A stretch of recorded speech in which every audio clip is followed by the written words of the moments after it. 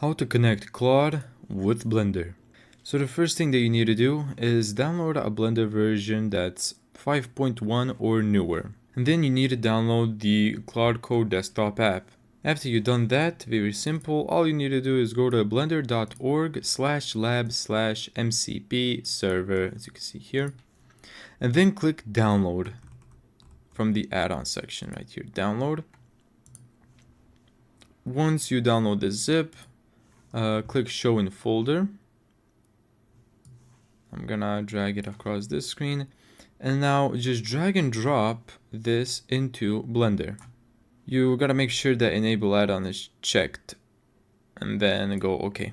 And now you gotta press the plus icon, go to connectors, let's go to browse connectors, let's go to Blender, let's click the plus icon and then install it. So let's check if it's installed. It is, it's right there.